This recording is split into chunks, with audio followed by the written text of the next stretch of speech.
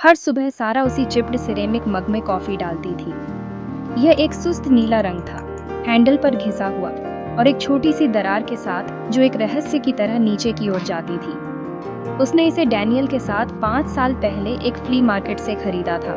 50 cents में एक जीवन भर। उसने मजाक किया था। ये एक जीवन भर था। वह छोटे किचन टेबल पर बैठती थी, वही टेबल जिस पर उन्होंने रात के खाने खाए थे, बिलों पर बहस की थी और अपने भविष्य की योजना बनाई थी। हालांकि भविष्य वैसा नहीं हुआ जैसा उन्होंने सोचा था। डैनियल को गए हुए 6 महीने हो चुके थे। एक कार दुर्घटना, काम पर जाने का एक सामान्य ड्राइव। किसी को दोष नहीं दे सकते थे, बस एक गलत मोड़, एक विचलित चालक और एक फोन कॉल जिसने उसकी दुनिया का आकार बिखेर दिया। सारा ने सीखा कि दुख एक जोरदार चीज नहीं, ये एक सन्नाटा था।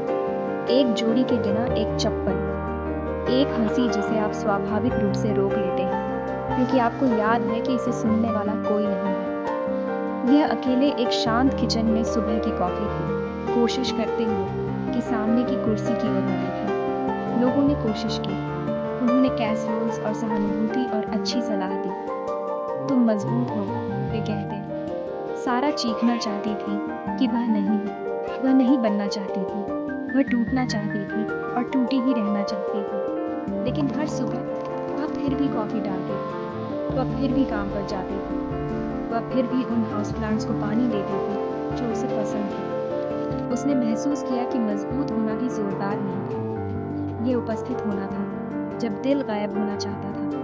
एक बरसाती मंगलवार को उसने खुद को उसी फ्ली मार्केट में चलते हुए पाया। उसके पैर उसे वहां ले आए थे, शायद याददाश्त में। एक विक्रेता बूढ़ा और मुस्कुराते हुए उसे बुलाया। कुछ ढूंढ रही हो?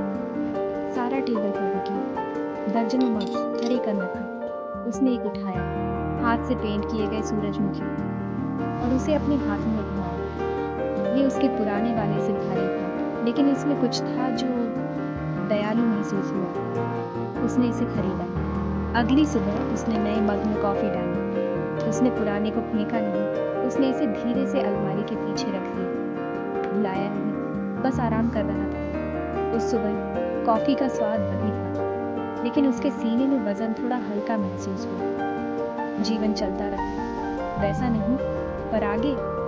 Credits if available.